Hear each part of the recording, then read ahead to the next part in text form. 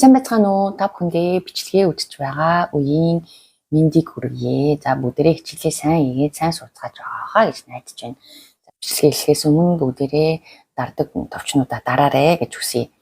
За өнөөдрийнхөө хичээлээр бүгдээрээ le passé composé de l'indicatif буюу цаглах төлөвийн нийлмэл өнгөрсөн цагийн талаар үзэх болно. За le passé composé гэдэг цаг маань одоо өдөр тутамд одоо маш их хэрэглэгддэг нийлмэл өнгөрсөн цаг байгаа.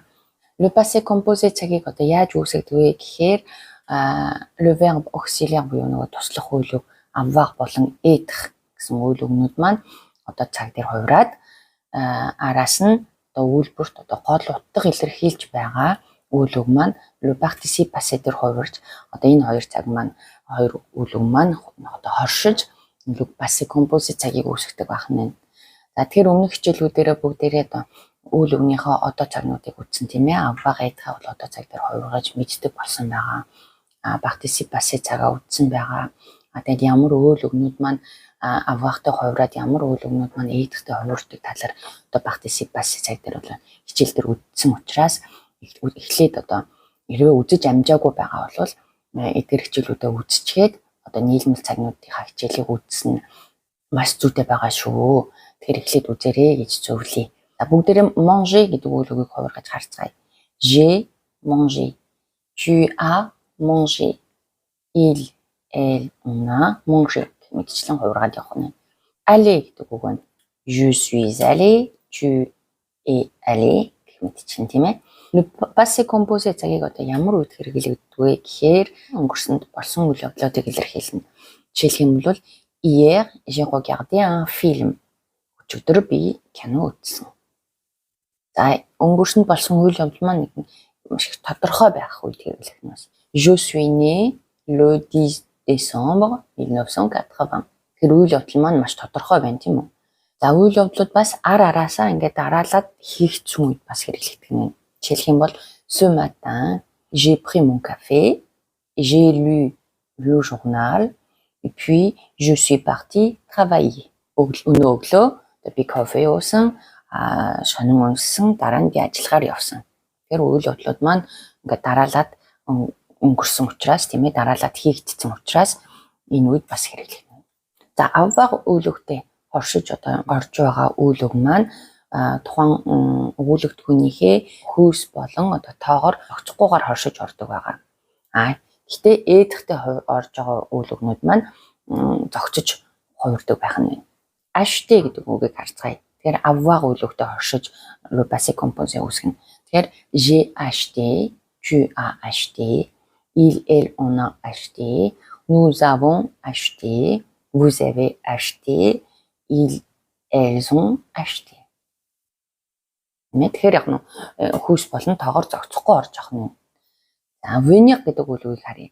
Je suis venu, tu es venu, ils ont est venu, elle est venue, nous sommes venus, vous êtes venus, ils sont venus, elles sont venues. Тэгэхээр яг нь хөөс болон тоогоороо зохицож орж явах нь байна. Les verbes pronominaux буюу эргэх үйл өгнүүд тийм ээ ce гэсэн уртаа одоо төлөөний үг авдаг үйл өгнүүд байгаа тийм үү. Тэгэхээр энэ үгнүүд маань бол être-тэй хувирдаг тийм. Тэгэхээр эдгээр эргэх төлөөний үгнүүд маань заримдаа ингэж хөөс болон тоогоороо зогцоод заримдаа бол зогцдоггүй. За тэдгээр ялгааг бүгдээр харцгаая. Жишээлх юм бол elle se lavait. Elle se lavait гэхэд тэр өөрийгөө угаацсан учраас laver гэдэг үйл үг маань нөгөө хөөстэйгээ зогцож явах нь байна. Тэгэхээр зогцоод ардаа өө авах нь байна. За elle se lavait les mains. Тэр гараа угаасан. Тэгэхээр нөгөө үйл үгний маань араас CED буюу нөгөө шууд тусагдсан гишүүн маань орчиж байгаа учраас laver гэдэг үйл үг маань хүүсээр одоо elle гэдэг одоо тэр гэсэн үгтэйгээ хүүсээр цогцохгүй байх нь байна. Ягаад тэгэхээр араас нь нөгөө CED орчиж байгаа учраас elle se lavait quoi? Elle se lavait les mains. Гараа угаасан гэсэн болчихж байгаа. Тэгэхээр цогцдгүй байх нь. За тэр нөгөө суур гэсэн төлөөний үг маань туслах үйл өгнийхаа өмнө нь ордог байгаа шүү. За тэгээд être үйл маань ихшгэр эхэлсэн байгаа учраас сүүгийнхоо ө ихшгэн гээгдээд S апостроф болсон тийм ээ. Би та нарт нэг жижигхэн текст зохиосон байгаа. Тэгээд үйл өгнүүд маань ер нь бүгдээрээ баг ихэнх нь le passé composé дээр хувирсан байгаа. Тэгэхээр энэ жижигхэн текстийн маань одоо өгнүүд маш энгийн А1 төвшөнд зориулагдсан өгнүүд байгаа учраас та нар бүгдээрээ баг энэ текстийг одоо амархан ойлгох байхаа. Тэгэхээр яг нь би текстээ та нарт уншиж өгөөд маш удаанаар уншиж өгнө заа юу. Тэгэхээр та нар бүгдээрээ монголоор нь коммент хийж бичиж үлдээгээрэй за. За ингээд бүгдээрээ текстээ уншицгаая. Un enfant gentil. Hier après-midi, Lucas a marché dans la rue après l'école. Il a vu une vieille dame avec 2 sacs très lourds. Elle a essayé de traverser la rue, mais elle avait du mal.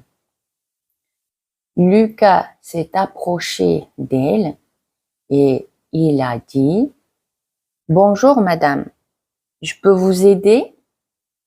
La dame a souri et elle a répondu « Oh, merci mon petit, c'est très gentil. » Lucas a porté les sacs et il a accompagné la dame jusqu'à sa maison.